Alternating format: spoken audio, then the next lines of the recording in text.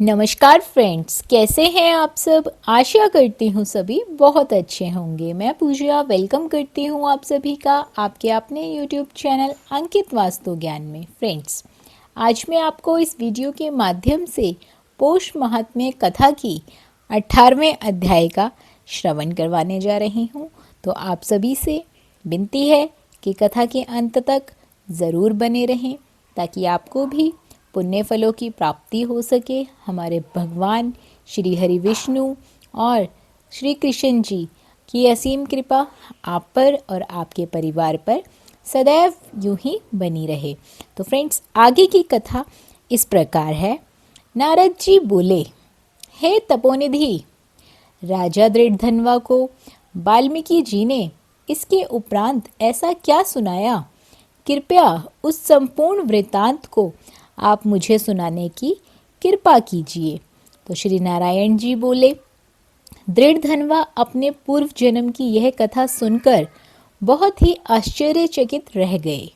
उन्होंने महर्षि वाल्मीकि जी से प्रार्थना की, हे ब्राह्मण, आपके वचन अमृत के समान मीठे हैं, जिनको सुनकर मन ही नहीं भरता। कृपया करके आगे का चरित्र भी मुझे सुनाइए। तो फ्रेंड्स, आगे की कथा इस प्रकार है। वाल्मीकि जी बोले, हे राजन, वह ब्राह्मण जिस समय पुत्र शोक में विलाप कर रहा था, उस समय दशों दिशाओं में भीषण गर्जन करते हुए घने बादल छा गए और पर्वतों को कांपती हुई भयानक हवा चलने लगी। मेघ गर्जना से दिशाएं कांपने लगी। 1 मास तक निरंतर वर्षा की झड़ी लगी रही। धरती पर पानी ही पानी हो गया। किंतु पुत्र शोक में व्याकुल वह ब्राह्मण सुदेव कुछ ना जान सका। वह पूरे महीने अन्न जल त्याग कर हाँ पुत्र पुकारता रहा। इस प्रकार निराहार रहकर प्रभु का ध्यान और पुत्र का विलाप करते हुए उसको पूरा 1 महीना बीत गया। ब्राह्मण सुदेव तो दीन दुनिया को भूलकर पुत्र शोक में निराहार और निर्जल रहा करता था। परंतु भगवान श्री कृष्ण का परम प्रिय पुरुषोत्तम मास चल रहा था। उस समय ब्राह्मण को इसका ज्ञान न था। तभी भी भगवान के स्मरण और कीर्तन करते रहने से पुरुषोत्तम मास का व्रत और सेवा हो गई। उसके फलस्वरूप श्रीहरि अत्यंत प्रसन्न होकर उन ब्राह्मण दंपति के सम्मुख प्रकट हुए। भगवान पुरुषोत्तम के दर्शन करके गोद से मृत पुत्र को धरती पर रखकर पति पत्नी खड़े हो गए और भगवान को दंडवत प्रणाम करने लगे। भगवान को दंडवत प्रणाम करने के बाद ब्राह्मण सुदेव ने हाथ जोड़कर भगवान श्री कृष्ण से कहा, हे प्रभु, आप ही मेरा एकमात्र सहारा हो और आधार हो। मैं पुत्र की असमय मृत्यु के कारण शोकाग्नि में जल रहा हूँ। आप मेरी इस शोक से रक्षा कीजिए। ब्राह्मण सुदेव की यह प्रार्थना सुनकर भगवान श्री कृष्ण कहने लगे, हे सुदेव, तुम धन्य हो, परम भाग्यशाली हो। तीनों लोकों में तुम्हारे भाग्य को कहने में कोई समर्थ नहीं है। हे तपोधन, अब जो आगे होगा वह सुनो। मैं वरदान देता हूँ कि तुम्हारा यह पुत्र अब 12,000 वर्ष तक जीवित रहेगा। इसी प्रकार का एक प्राचीन इतिहास है जिसे राजा रघु से श्री मार्कंडे ऋषि ने कहा था। मैं तुम्हें वह इतिहास सुनाता हूँ, ध्यान पूर्वक सुनो। श्री नारायण जी बोले, अत्यंत प्राचीन काल में धनुर नामक एक महान तपस्वी थे। उन्होंने संसारी मनुष्य को पुत्र संबंधी मानसिक दुख से दुखित होते देखा। तब इससे उनका मन अत्यंत दुखी हुआ। तब वह विचारने लगे कि मुझे अमर पुत्र लाभ हो, और इसीलिए उन्होंने 1,000 वर्ष तक कठोर तपस्या करी। तब देवताओं ने आकर धनु से कहा, हे मुनीश्वर, हम तुम्हारे तप से प्रसन्न हैं, तुम्हारा कल्याण हो। जो इच्छा हो वो वर मांगो। देवताओं के इस प्रकार के वचन सुनकर महर्षि धनुर्नाम ने कहा, आप मुझे अमर और बुद्धिमान पुत्र दीजिए। सब देवताओं ने कहा, ऐसा अभी पृथ्वी पर संभव तो नहीं हो सकता। तब ऋषि ने कहा, आप ऐसा कीजिए कि मुझे निमित आयु वाला पुत्र दे दीजिए। देवतागण बोले, निमित किसे कहते हैं? तो मुनि बोले, यह सामने जो बड़ा पर्वत है, यह जब तक रहे तब तक मेरा पुत्र भी जीवित रहे। तब देवता ऐसा ही हो यह वरदान देकर स्वर्गलोक में चले गए। देवताओं के वरदान से महर्षि धनुर्नाम ने समय आने पर अत्यंत सुंदर पुत्र प्राप्त किया। वह पुत्र चंद्रमा के सदृश बढ़ने लगा। जब वह 16 वर्ष का हो गया, तब उससे पिता धनुर्नाम मुनि बोले, हे पुत्र, महात्माओं की कभी अवज्ञा ना करना, सदैव धर्म का पालन करना।